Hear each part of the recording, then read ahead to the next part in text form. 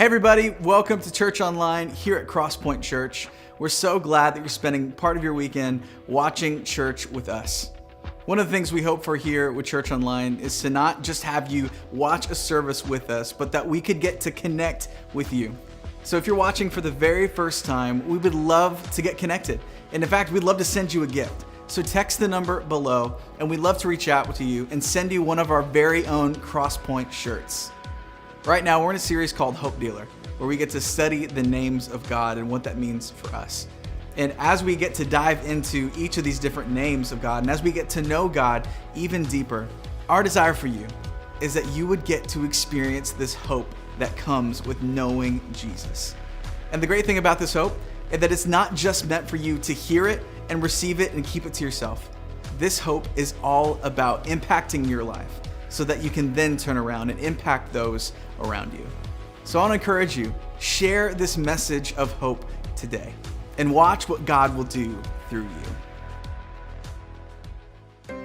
Today marks the 18th week that we have not been able to gather together to worship here at Crosspoint.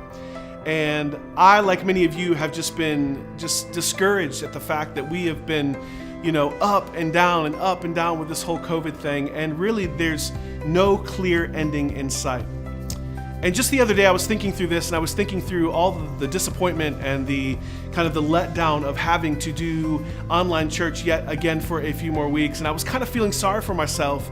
But then I was prompted by the Holy Spirit to think of this, to think of all the graces that God has allowed us to experience in this time, to think of all the good things that He is actually doing while we are separated in our homes, quarantined, and social distancing. I think of the many people all across Southern California that are sitting on their couches and that are raising their hands in worship and crying and connecting with God and connecting with His goodness in their personal lives. You see, we're all going through a storm right now. It's a different storm than we ever thought we would face, and yet here we are. We find ourselves in the middle of it, and yet the goodness of God is real and it is strong in our lives. I think about the 80 plus people that have put their faith and trust in Christ just since Easter. And you say, how do I know that? Well, there's actually hosts there that are actually walking people through the service. They're accepting prayer requests all the time throughout the services. They're praying with people, they're encouraging people, they're helping people. And then, as we do every week, there's an opportunity for people to accept Christ, to declare Him as the Lord and Savior of their lives. And they do that by clicking a button that says, I've received Christ for the very first time today. And that may seem insignificant to you, but for those people, that simply means they've crossed over from death to life. And I say simply because it was such an easy thing to do, but yet it is so profound in the way that it impacts them from now to eternity. Just this month, in the month of July, we've had 12 people accept Christ. And man, that's an amazing thing. We say, go God to that. But why are we surprised by that? Isn't this exactly what God does? Just when we're in the middle of our storm, when all hope is lost and we think, man, there is no clear path forward, God reminds us of His goodness. He reminds us of His grace. He reminds us of all that He is doing. And you know what I've learned? Is that just because we aren't meeting face to face, which I so desperately wish that we were, it does not mean that God is not on the move. God is doing it. God is saving lives. God is moving people from a life of hopelessness and darkness into light, into grace, and into forgiveness. And these numbers, they just prove that. They just prove that, for every person that clicked the button, we see a number, but God sees a soul. God sees a heart. God sees someone who has finally made the decision to accept Him into their lives. So I want to encourage you with this today. Even though you may be sick of watching church online, and I know we've all been there, I get it. Even though you may be just a little weary of getting up on Sunday mornings and trying to gather everybody in the living room and connect through a television screen, know this, that God is at work in your life. That God wants to do something special in your life today. And even though we may not be able to gather physically, and I can't wait for that day, trust that God is going to do something special. Have you ever been browsing on a website or scrolling through your social media page when you see a ridiculous attention-getting headline? Something so out there, so stupid, and then naturally you clicked on it. That's called clickbait. They're headlines worded with the most shocking language you can imagine, all designed to get you to click the link. Here is one of my favorites. 87-year-old trainer shares secret to losing weight. Now, in case you were wondering, again, if you were to be tempted to click and were not strong enough to resist, you'd learn the secret is, drumroll, eating a balanced diet. See, the headline tries to get you to click, and you're disappointed with the article. The clickbait headline did its job, though the result leaves you disappointed. My goal here is two things. First, never click on clickbait articles. That's just good advice. Your life will be better. You're welcome. But second, as we talk about tithes and offerings, I want you to know that we have the exact opposite approach of clickbait. We're not trying to trick you into giving and then leave you disappointed in the fact that you gave. No, here at Crosspoint, it's just the opposite. We say all the time around here, we want something for you, not just something from you. We're interested in helping you with your finances, your faith, and your life. Not just about getting short-term results from today's offering. What we're doing here is far more important. Because of your giving, we've been able to keep our church going in the middle of this pandemic season. People are putting their faith and trust in Jesus. Just last Sunday, we had 9 people put their faith and trust in Christ. Our community is being served, people are growing in their faith, and when you give, you get to be a part of this mission. God is pleased with your obedience. There's no clickbait here. Crosspoint cares, and we are here for you. Some of you that are watching us right now, God is calling you to trust Him in your finances. And I want to challenge you to give today. Better yet, automate your giving so your church can continue to help more people find and follow Jesus.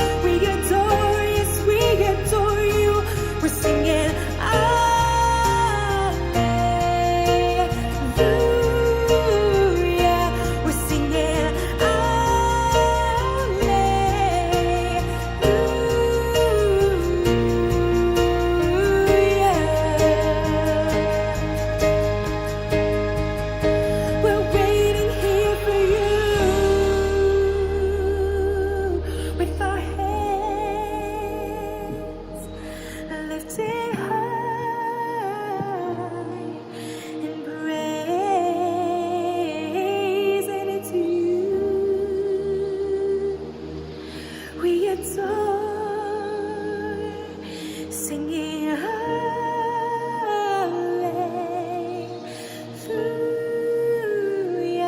We're singing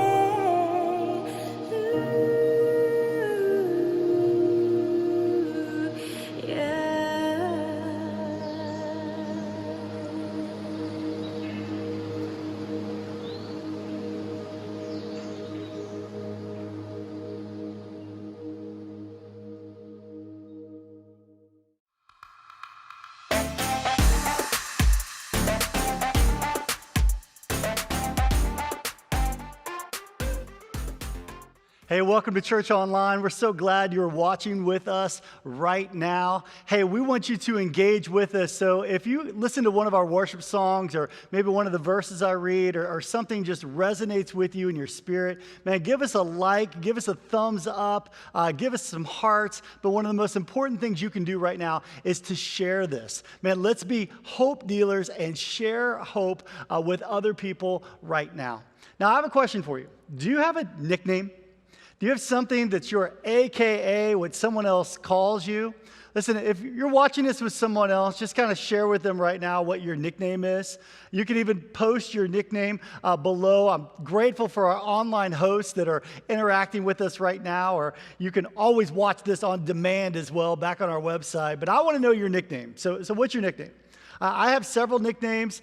Some people call me PB for Pastor Brian. Some people, they've got nicknames where they call me B More. Some people call me, when I was in college, I played basketball, so they call me 3 More. That's because I like to shoot three-point shots. Shannon, my wife, she also has nicknames. Most of them I have given to her. So we call Shannon Holy Hottie. I call her Sexy Mama. I could go on and on, but I should probably stop right there. So we've got all these different nicknames, different names that people call us. And we're in this series right now called Hope Dealer.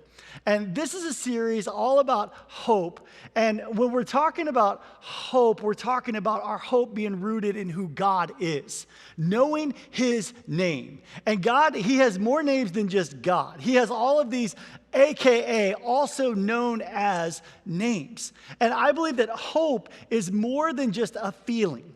Because your feelings, they will take you up and down. Our feelings are a lot like a roller coaster ride. You're here, now you're here. And so we don't want to just fix our hope on just closing our eyes and just the power of positive thinking and believing that everything's going to be okay. I heard this story of this guy that fell off this 20-story building, and as he's free falling down, there's a guy on a balcony looking at the guy who's falling, and he says, how you doing? And the guy says, so far, so good. Listen, that is not hope. Hope has to be anchored to something that is bigger than you are. Hope is not just wishful thinking. I believe that our hope is rooted in our relationship with God. And if you're going to navigate through some difficult waters, you've got to have hope. I recently read in a latest survey that this is crazy to me, that 70% of people believe that America is at the lowest point that they ever remember in the history. I also read in that same survey that 14% of Americans would say that they are very happy right now. Listen, in the state of what we're going through right now, you and I, more than probably any other time in our life, we need hope. There is power in hope. If you lose hope, you lose everything. And I believe that the greatest thing that some of you moms can do, and the greatest thing some of you dads can do, and the greatest things that some of you teachers can do, the greatest things that some of you that are in business can do right now, is to keep your hope alive. And how do you keep your hope alive? You keep your hope alive when you understand who God is. This is a series about understanding his nature, his character, understanding his power and his strength. And this is what gives you hope. And when you have hope, it's a stress reliever. When you have hope, your relationships are better. When you have hope, you can navigate through the storms of life in such greater ways whenever you have hope. Listen, your physical life gets better. Your mental life gets better. Everything around you gets better when you have hope. I want you to be a hope dealer. That's what this series is called. At Crosspoint, we deal hope. We don't deal dope. We deal hope. We're hope dealers. But before you can deal hope to other people, you first of all have to have hope yourself. So that's what this series is about. I want to take you through another name of God. Listen, if you missed last week's series, you've got to go back. You can watch it on demand. Go back to our website. Last week we talked about, Jehovah Roy.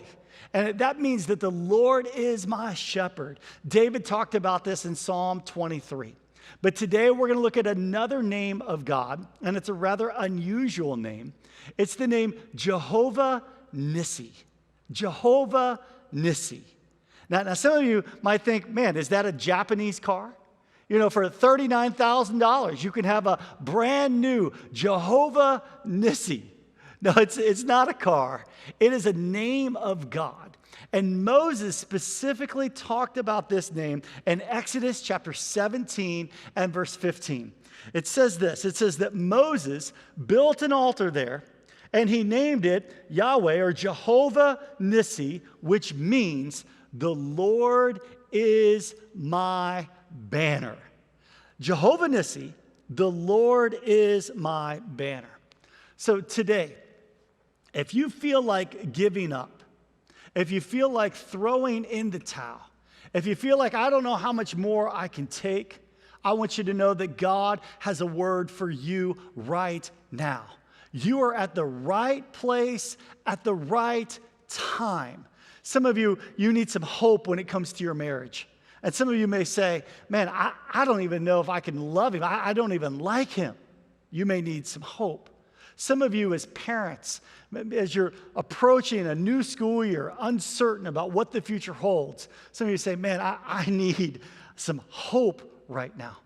Some of you, when it comes to your finances, you're struggling.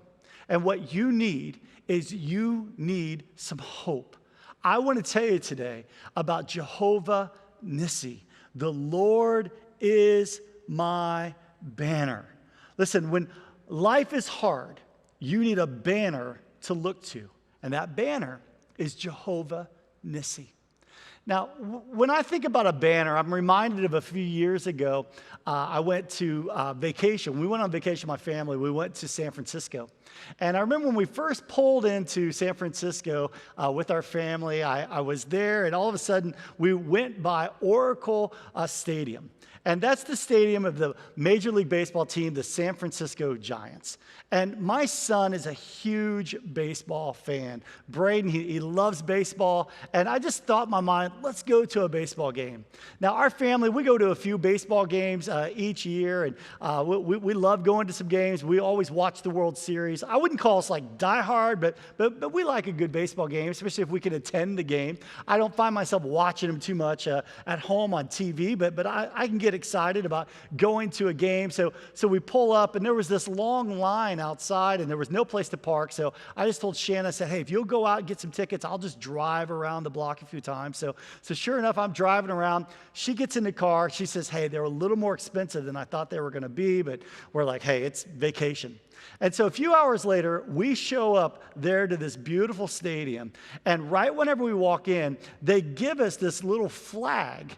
And we found out right then that it was opening day, that we were literally going to the very first game. And this was super cool because the year before, the San Francisco Giants had won the World Series. So they gave us this little flag representing their championship banner. And before the game started, we're looking up, we don't have great seats, but we're looking out, and you see in the bay, the Coast Guard is coming in, and it's coming right towards the stadium. And they're making this big deal about winning the championship. Next thing you know, the Coast Guard gives the championship banner to some police officers who then walk it to the stadium, and then in right field, they open up this little bitty door. And all of a sudden, the police come in with the championship banner, and they give it to the captains of the team. They then take the banner, and the place is going nuts. Everybody's up on their feet. And they walk across the outfield. Then they go up the stands, and they start walking where all of the people are seated. And then they get to this flagpole. And whenever they get to the flagpole, they take the championship banner next to the American flag. And all of a sudden, they secure it inside. And they begin to raise the banner. And while this music's going, at the same time that that banner is going up, every single one of us there in that stadium, we take our banners and we place them high. As we are all there watching this banner go up and this championship banner fly, I felt like we had just won the World Series. I was ready to go down and swing a bat that day, all because of the power of a banner. Now today, we're talking about Jehovah Nissi. The Lord is our banner. He is our symbol of victory. He is our source of hope. He is our banner. Even before the game started, the banner was being raised. It was a sign, it was a symbol of victory. Now, let me give you some context of Exodus chapter 17, because I want us to go back to the beginning of the book of Exodus. And there was this man by the name of Moses. And Moses was a shepherd. He was just out tending the sheep. Jehovah Rohi. He understood the Lord is my shepherd. He was a man of faith. And all shepherds, they all have this staff. They have this rod that they carry around. And so Moses had this shepherd staff that he was carrying. It was called the rod of God. And God comes to Moses and he says, Moses, I have an assignment for you. He says, my people, the Hebrew people, the Israelites, they've been in bondage under this evil ruler by the name of Pharaoh. He was the king of Egypt. He said, I've heard my people's cries, and I want you to go deliver this message to Pharaoh that God says, this is a famous little line, God says, let my people go. So here's the crazy part. If you were going to go in and there was a nation under hostage that had been living in cruelty, and you were going to go in and you were going to try to bring them back and rescue them so they could be free, you would probably send in like the National Guard, you'd send in the military, maybe arm them with some bombs, some military weapons. But God doesn't do that. He uses Moses. And all Moses has is this staff. He's got a big stick. He's got the rod of God in his hands, and he goes in and he says to Pharaoh, God says, let my people go. And Pharaoh says, no. And Moses says, I'm coming on assignment from God, and if you don't let his people go, he's going to perform some miracles that are going to happen. And there's going to be some consequences for you if you don't let his people go. And Pharaoh says, bring it on. So sure enough, with the staff, with the rod of God, with this big stick, Moses performs 10 miracles, consequences, because they disobeyed God. They disobeyed God's orders. Egypt disobeyed. So finally, Pharaoh had enough. And he said, fine, let them go. So Moses, he is the one who's the leader that God has used to rescue the Hebrews. So they leave, but they find themselves in this rather unique situation that they're running away. They're excited to get out of Egypt, and they're surrounded by these mountains, and then they find themselves at a dead end there at the Red Sea.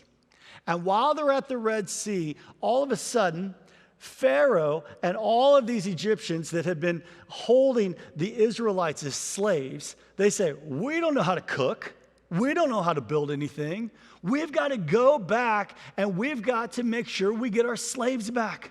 So they go back to try to bring them back to Egypt. And so they're headed towards to chase them down. So here's the Israelites.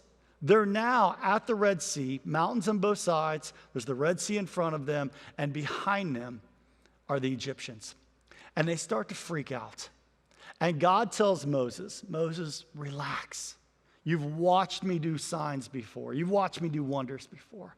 So he says, Moses, take your stick and place it over the water. And as Moses obeys God, the Red Sea begins to part. And it's like a wall of water on both sides. And the Israelites walk through on dry ground. And as they all go through the Red Sea, the Egyptians say, this is crazy, but we're going to chase them through. And whenever they do, they face the consequences of not following God's orders and God's plan. But it doesn't stop there. Because now they're on the other side, and it's not that long that they get thirsty. And these Israelites, God's people, they start getting mad at Moses, their leader. And isn't it so funny how God can deliver us, but after God delivers us, all of a sudden we think he can't deliver us again? And it wasn't that long after that they say, man, we're going to die out here in the desert. We don't have any water. And if we just would have stayed back in Egypt, we have such a short memory of what God can do. It's so easy for us to lose our hope. They lost their hope. And so Moses goes to God. God says, Moses, relax. I want you to take your rod, the rod of God. I want you to take your stick, and I want you to place it on the rock. And here's what happened. And this is an amazing miracle. Is out of the rock, could there be anything drier than a rock? Out of a rock came millions and millions of gallons of water. Water came gushing out of this rock. So all of the Israelites were able to drink and they were refreshed. But it doesn't stop there. God then takes his people and he tells Moses, Moses, I want you to go fight the Amalekites. So they're in the middle of this battle. They're getting ready to go to this battle. And Moses, he tells the people, he says, here's what I want you to do. I want you to go to war. And he says, I want you to go down this valley. And he says, I'm going to go up on the top of this hill. And he says, and I'm going to take the rod of God. I'm going to take the staff. And you have to understand, by this time, man, this thing was pretty legendary, right? It's like when Moses walked in with his staff, it would be like Yoda walking in with a lightsaber. It's like, he's here. This is amazing what can happen. But to the Israelites, this symbol was a symbol of what God could do. It was bigger than what they were. It was a symbol of hope. It was a symbol that there was a cause worth fighting for. When they saw the rod of God, it would inspire them. So they go and they're going to fight the Amalekites, and he tells them, he says, you guys go down to the valley to go fight. Moses says, I'm going to go up on this hill. And when I hold up the rod of God, this is a symbol of victory. And whenever he would raise it up, they would begin to win. But here's what's interesting. It didn't happen immediately. And isn't that true in our lives as well? Some of you may be feeling this right now. You may feel like, where is God in the middle of my challenges? Where is God in the middle of this pandemic? And you begin to lose hope. See, because so many of us, we like microwave miracles. We want it fast. We want it now. Maybe students are praying, God, give me the answer to this test. Maybe some of you are like me and you have a lead foot. And all of a sudden you look in your rearview mirror and you pray this prayer. God, I pray that police officer didn't see me. Or maybe for some of you it's a little more spiritual. God, I want to be more patient. I want to be more patient with my family, with my wife, with my husband, with my kids. Maybe some of you right now, you feel like you're wanting to throw in the towel because you don't see God around you. And some of you are looking for a microwave miracle, but I want to tell you that God is more sometimes like a crock pot than he is a microwave. So they go up on that mountain, and Moses is raising up the rod of God. And as he's raising this staff up, they're winning. But after time of holding up his arms for 2 hours, 3 hours, 4 hours, he begins to get tired. And just as he's about to fall down and they're losing the battle, he feels support in his arms. And his arms begin to go back up because he's got people beside him. He has Aaron and he has Hur.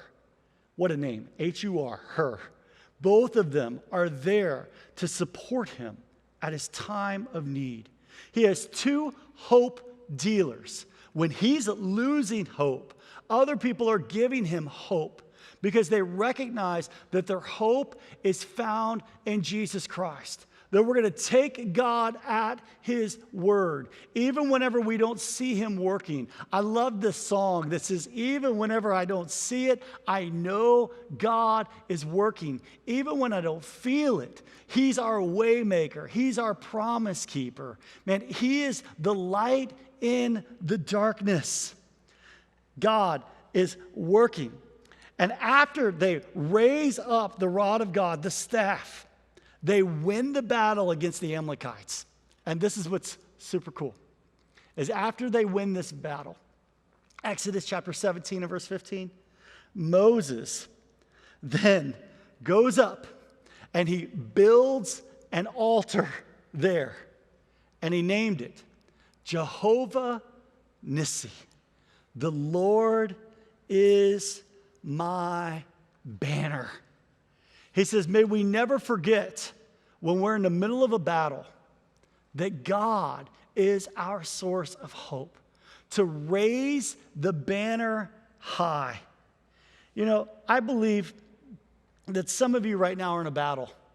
And I want to just ask you, what is your battle that you're facing right now? For some of you, it may be an emotional battle. For some of you, it may be a relational battle. For some of you, it may be a spiritual battle or a financial battle. What is your battle? Will you call out your battle right now? And some of you, you may have a stick. You may have a source of hope. And some of you, you have like pictures on your phone of your family, and that's your stick. That's your source of hope.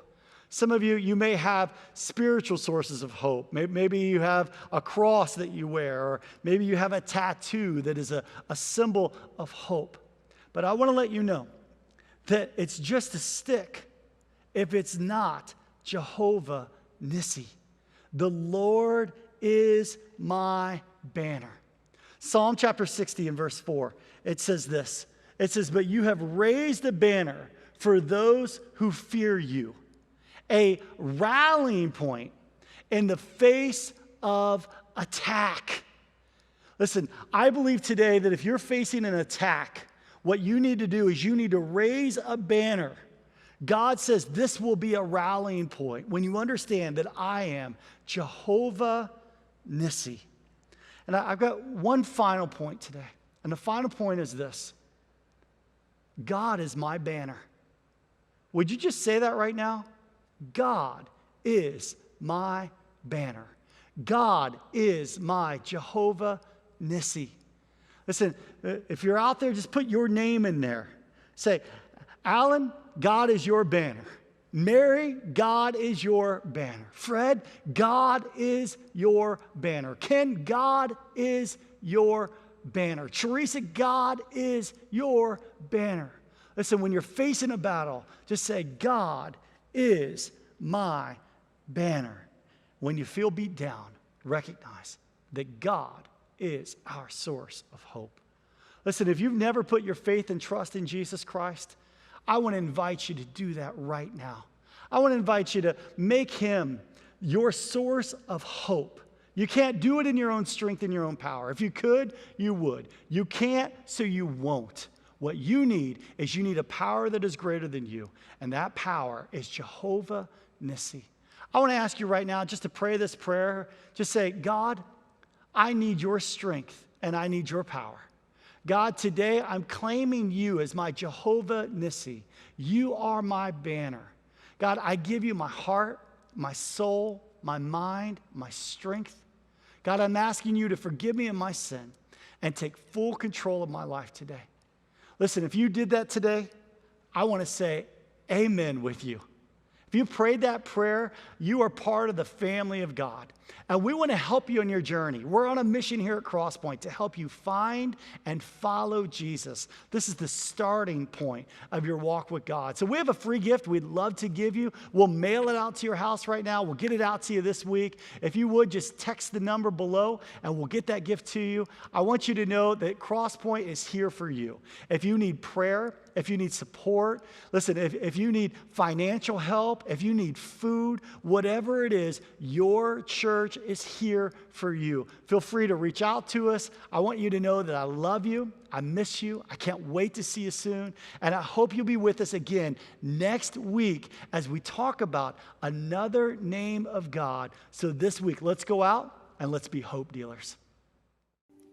There's a song in my soul, and I feel it stirring in me. This I know for sure, that your love is like a flood, and your mercy never ending. I give my song to you. There's a joy in my soul, and it rises like the morning. This I know for sure, that your grace is enough, and your promise never breaking. I give my song to you. For all of your goodness is like a well running over. Oh, my soul, it sings for you. For all of your goodness, I will love you forever. Oh, my songs I sing for you. Yes, all my songs I sing for you. There's a hope in my heart, burning bright in the darkness. This I know for sure, that I will look upon your face, forever dwell in your presence, and always sing to you. For all of your goodness is like a well running over. Oh, my soul, it sings for you. For all of your goodness, I will love you forever. Oh, my songs I sing for you.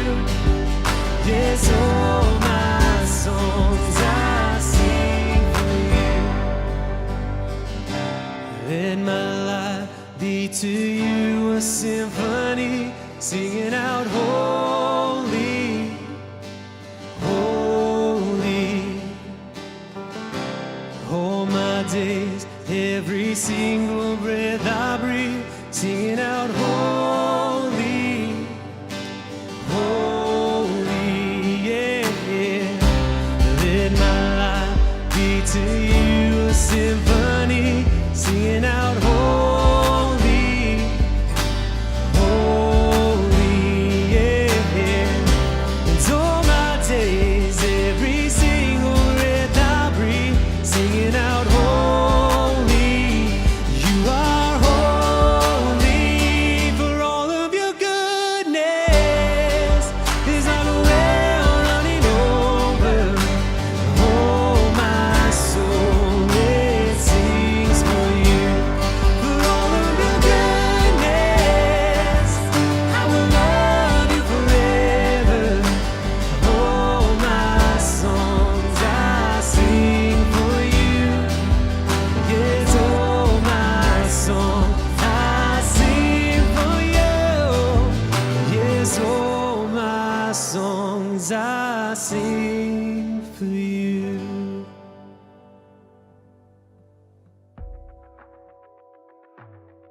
Hey, thanks so much for worshiping with us today. Again, if you've made any decision to follow Jesus, we would love to connect with you. Make sure to text the number below, and we'd love to reach out and support you on this new journey of following Christ. Thanks so much for watching. And if you have kids, get ready for Kid Point Online.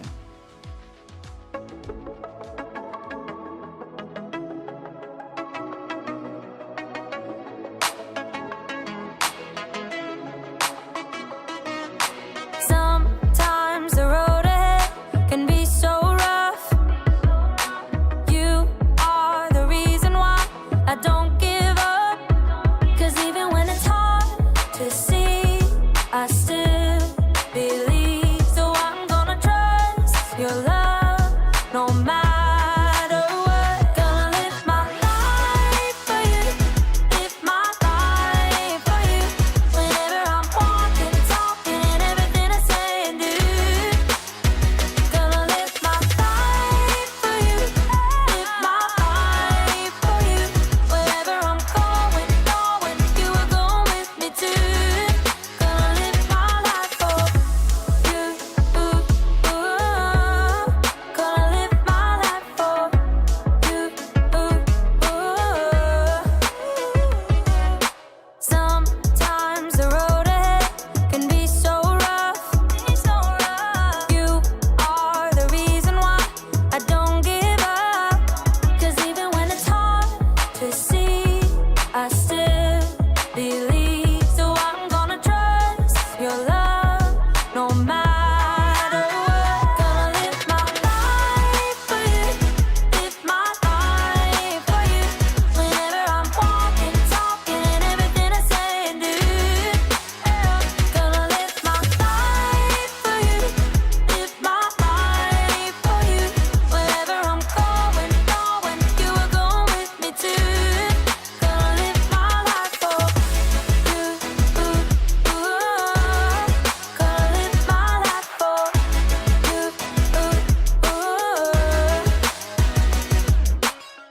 When I'm weak, I know you're strong. Won't be afraid, you'll be right here through it all. When I'm weak, I know you're strong.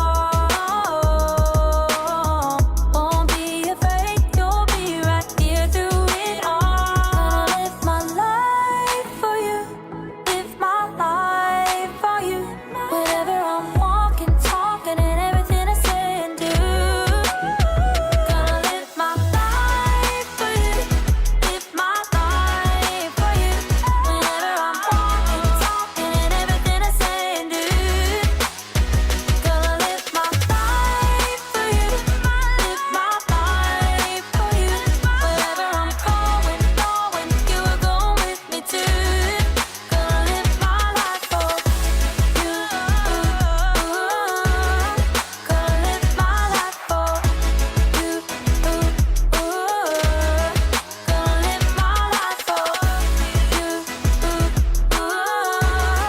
Gonna live my life for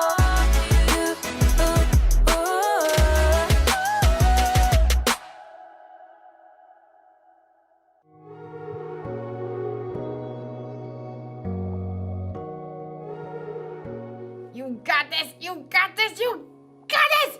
You have got this! Yay! Yeah! Now we're focused.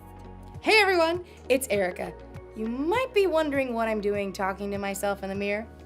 Hey, what's up? How you doing? Well, I decided I needed a little encouragement because it's been sort of a hard week.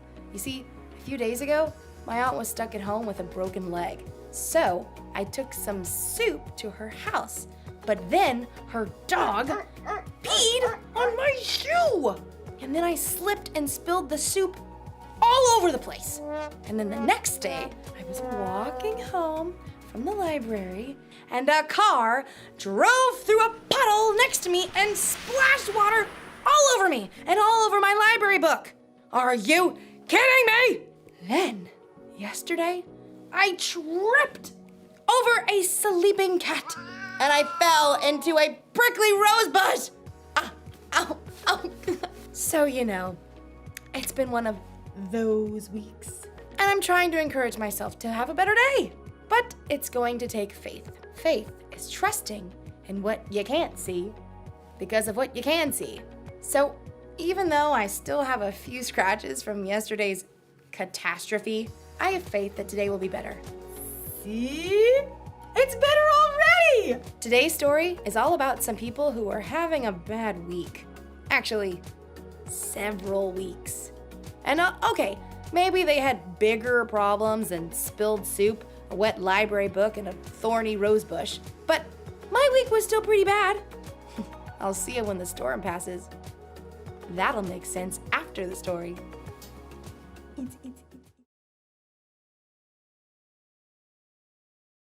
One or two? One. One or two? One. Okay, try this one. One or two? One. Last one. One or two? One. Okay. Yeah.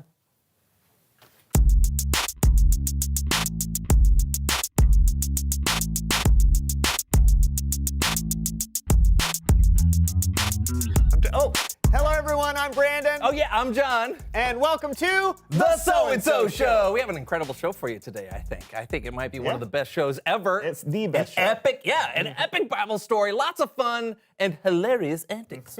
Plus, I don't know what you're doing. got new glasses. Oh. See, look at them. Oh, what? Man, every time.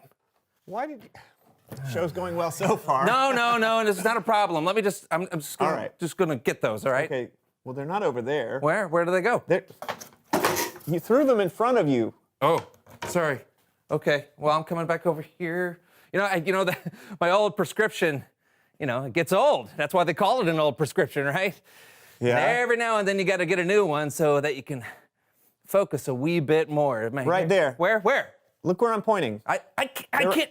I'm sorry. They're on the ground. Oh, I gotta look Do you down. need me to help you? No. Hold on. I found them.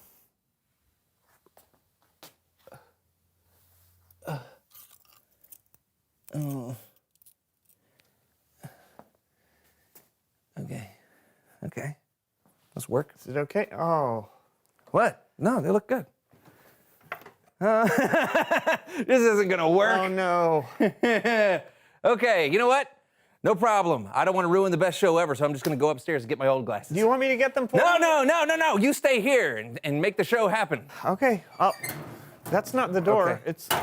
Do you need? I'll tell you what. I'll just stall until you get back. And Okay, then we'll sounds good.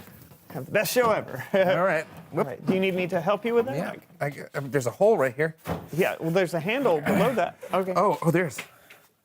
What did I do? I don't know. I can't get my finger out. Ow! These doors are hard. Yeah. I'm gonna get these fixed. Wow. Ow. Mm. Oh, okay. Let's see. Okay. Best show ever. Here we go.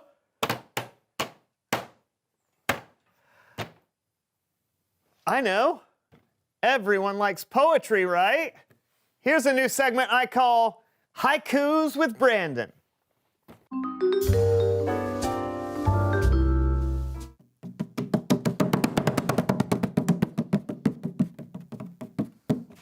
So-and-so, and so. One too many so's for show. Two will do, three, no.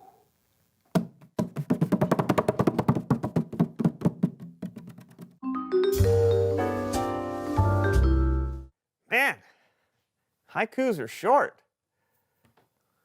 Is John back yet? I'll just hold on. John! Brandon? Yeah, John? Can you hear me? Yeah, where are you?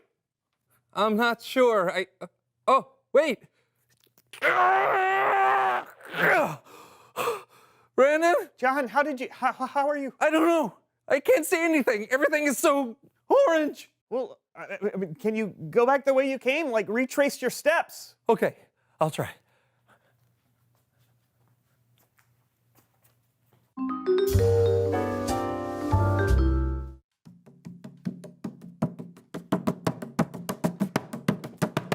Oh, where could John be?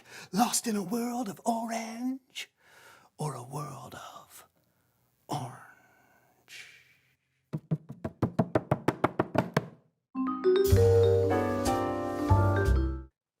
John? What? I'm still here.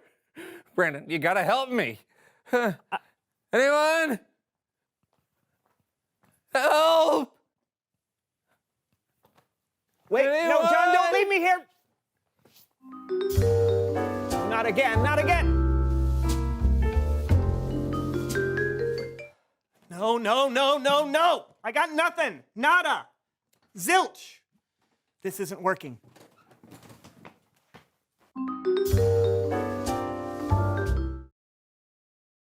What do I do? What do I do?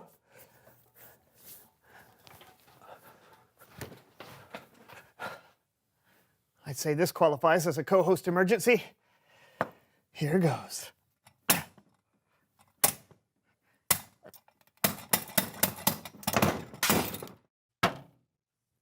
That was fast. Yeah, it was, Brandon. Oh, no. Oh, yeah!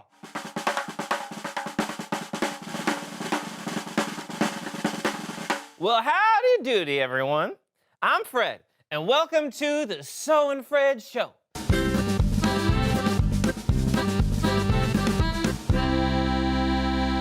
And this is my co-host, Brandon.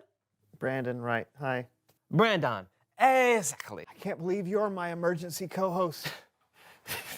Please welcome, howdy doody, someone who knows stuff. We don't have a guest today. What are you talking about? Ah, Brandon, friendly banter. Friendly banter. Friendly banter. Oh, boy. Laugh authentically. Ah! Oh, Brandon, that was a good one. Who's up for some more haikus? Ask a question.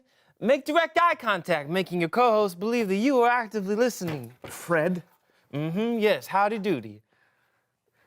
Yes. What are you doing? Oh! I just put into practice all the things I learned on my online class.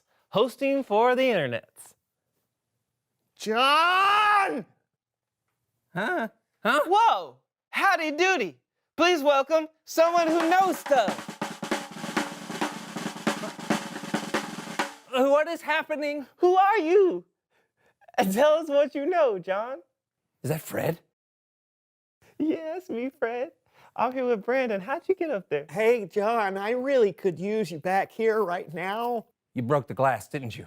I didn't know what else to do. I had no. Wait, no. It's Bible story time with Kellen.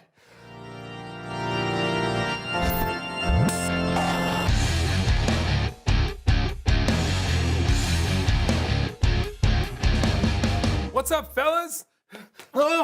Hey, what are you doing here? Oh, Kellen, am I happy to see you? Thanks, but why are you... Who are you? What do you know? Fred?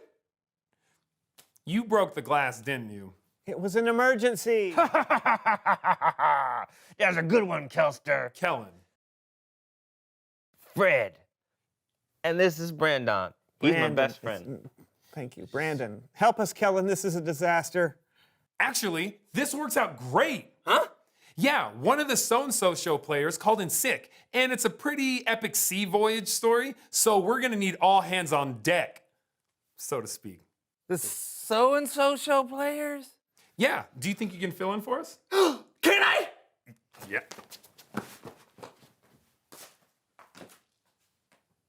Oh, it's that way. Okay, so you may have heard of this guy named Paul. He wrote half of what we now call the New Testament in the Bible. Paul had a mission to tell the story of Jesus to as many people as he could. He traveled all over the known world doing just that.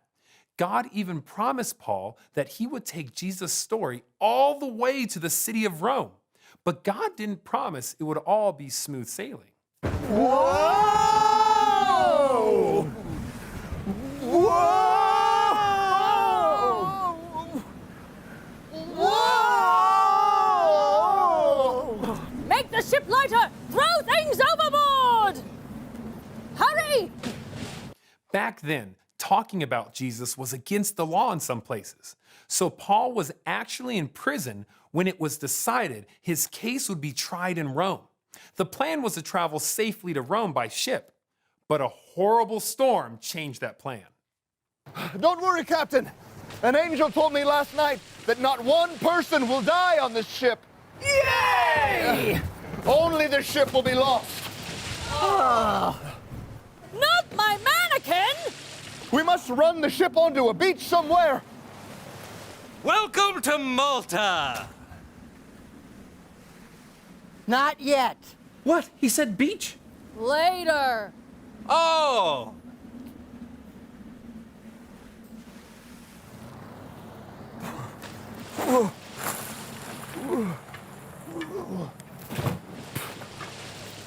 Hurry!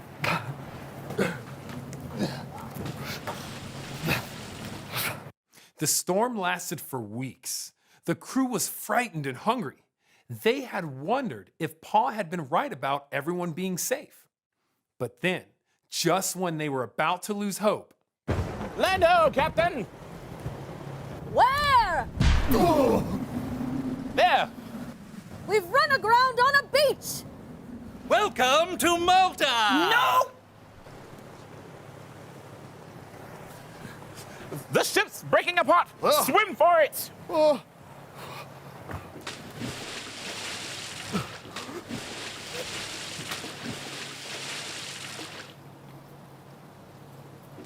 all 276 people on the ship reached the shore safely, just as the angel promised Paul. They hadn't made it to Rome, but rather an island they were unfamiliar with. Oh, help me. Whew, it's cold. Oh, maybe we should make a fire. Yes, do that. Where are we?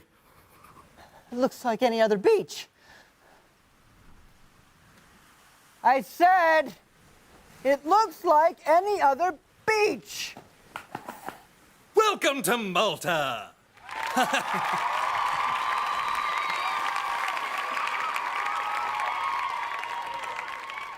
So, yeah, their ship crashed on the island of Malta, and the villagers of Malta were very kind to their unexpected visitors. We thought we were goners for sure. Oh, thank you. But then our ship crashed here, but not one person died. Not one. You all have been really great, by the way. Thank you.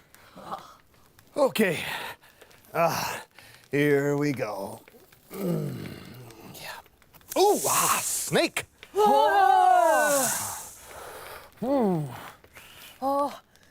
Daddy must be a murderer. He escaped the ship, but the God of justice won't let him live.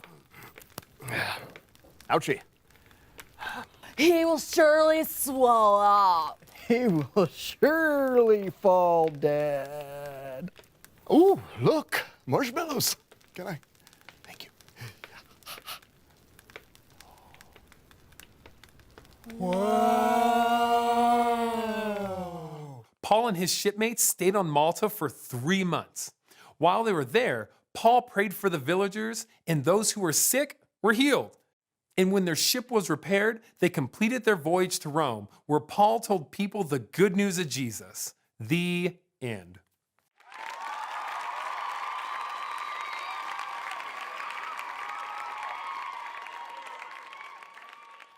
Great story, Kellen. Yeah, it's wild, right? Storms and shipwrecks and snake bites. Talk about things not going according to plan, huh?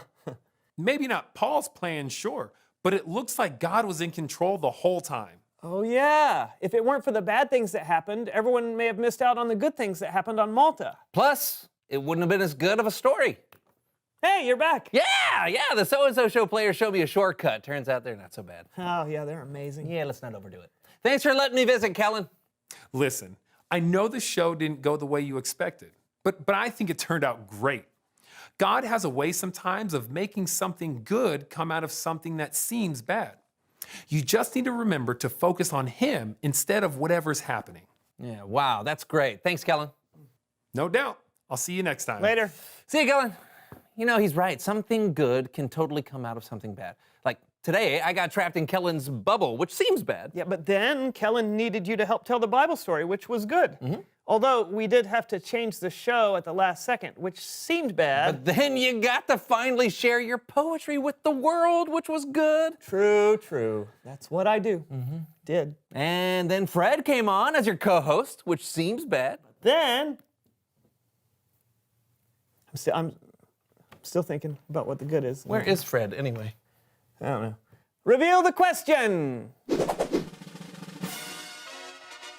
Oh, when have you seen something good come out of something bad? Yeah, you saw how things worked out for us. What about you? When have you seen something good come out of something bad? You know, Brandon, I don't think this was the best show ever after all. Oh, no? I think it was better. Oh, can you be better than the best?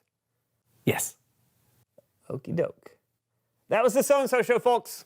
See you, folks. Whoa, I'm in a bubble. Howdy doody.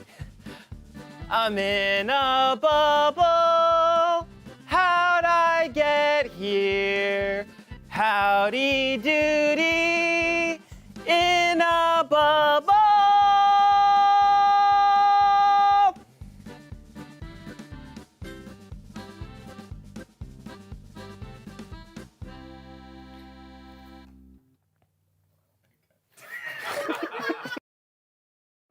So, a shipwreck is probably worse than tripping on a cat, but a bad week is a bad week. And the important thing to realize is that we all have problems, and we all get to choose how we react to those problems. Paul chose to trust that God was with him no matter what he was going through.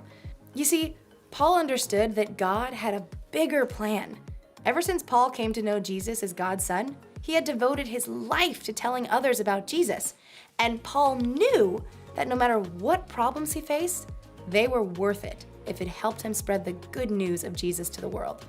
So Paul didn't necessarily focus on the storm, the shipwreck, and the snake bite like they were problems. Instead, he trusted that God was leading him somewhere. He trusted that God had a plan. And Paul's not the only person who can change focus like that.